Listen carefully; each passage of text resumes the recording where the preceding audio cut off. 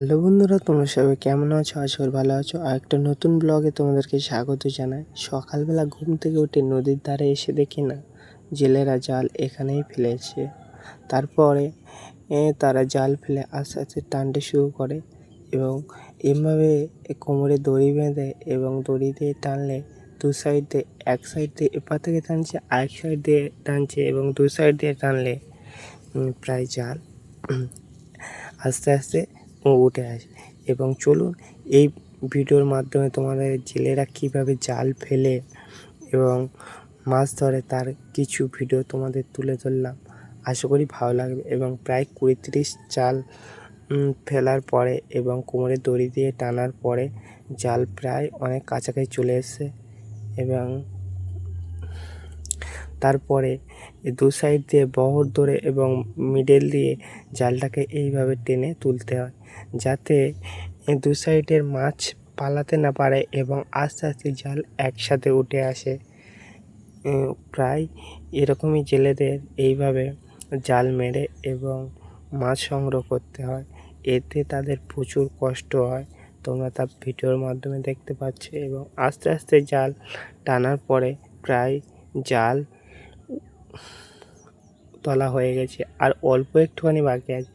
এবং যত জাল কাছাকাছি আসবে তত এরকমইভাবে ঝাড়তে হবে, যাতে চিংড়িগুলো এবং মাছ, কাঁংড়া, চিংড়ি যাতে পালাতে না পারে। এবং জাল কাছে আসার পরে প্রচণ্ড জালে ময়লা পড়েছে, তার জন্য করে ময়লাগুলোকে আগে থাকতে ফেলে দেওয়া হচ্ছে, যাতে মাছ, চিংড়ি যা হয় যাতে বাঁচতে না হয়।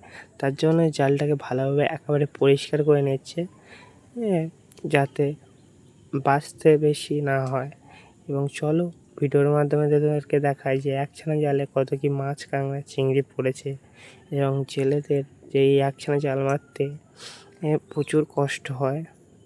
জলের মাধ্যমে প্রায় ওদের কাজ করতে হয়, জলের মধ্যে এই কাজগুলো। এবং একখানা জাল মারার পর এই চিংড়ি এবং পড়েছে, যা তোমরা ভিডিওর মাধ্যমে দেখতে পাচ্ছ। এবং তারপরে চলে আসি আমরা একটা হোটেলে খাওয়া দাওয়ার পরে আমার একটা বন্ধুর কাজ ছিল বারাসাতে, তার জন্য করে আমার বন্ধু আমাকে ডেকে নিয়ে যাচ্ছিলো। এবং তারপরে আমি আর আমার বন্ধু চলে যাই বারাসাতের উদ্দেশ্যে। এবং দেখতে পাচ্ছ যে রাস্তার কত সুন্দর একটা ভিউ, যেটা দেখা যাচ্ছে, কত সুন্দর লাগছে রাস্তাটাকে এবং কত সুন্দর ওয়েদার। এবার এই ওয়েদারের মধ্যে দুজনে চলে যাচ্ছি বারাসাতের উদ্দেশ্যে। তারপরে আমাদের সামনে একটা হাট উপস্থিত হচ্ছে। এই হাটটার নাম হচ্ছে খোলাখালের হাট। এটা হচ্ছে খোলাখালের ব্রিজ এবং এই হাটটা খোলাখালের হাট। এই হাটটা মূলত রাস্তার উপরে বসে এবং দোকানগুলো প্রায় রাস্তার ভিতর দিকত। এবং এই হাটটার বাজার বসে রাস্তার উপরে এক সাইড ধরে। তারপরে আমরা এগিয়ে চললাম পিয়রমোড়ের উদ্দেশ্যে।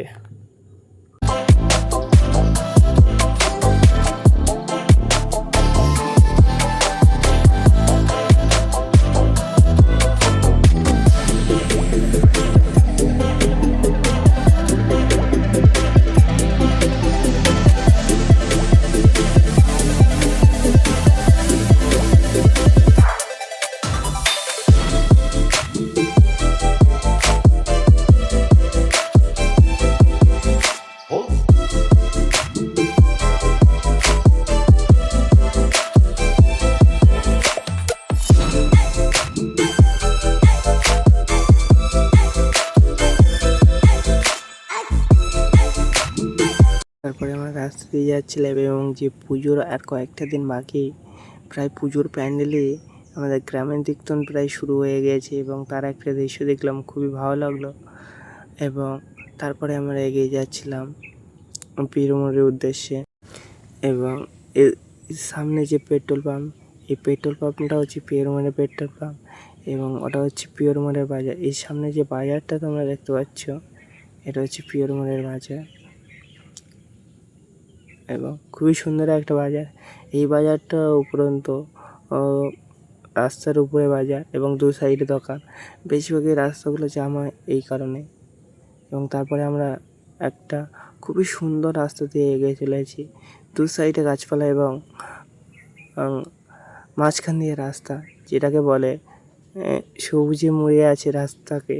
যে অসাধারণ একটা দৃশ্য, যেটা তোমরা ভিডিওর মাধ্যমে দেখতে পাচ্ছ। এবং আশা করি ব্লগটা তোমাদের ভালো লাগবে। এবং চলো, আর বেশি তোমাদেরকে কথা বলবো না, এবং একটা সিনেমাটিক শট নিয়ে তোমার ভিডিওটা তোমাদের দেখাবো এবং দেখতে থাকো, আশা করি ভালো লাগবে।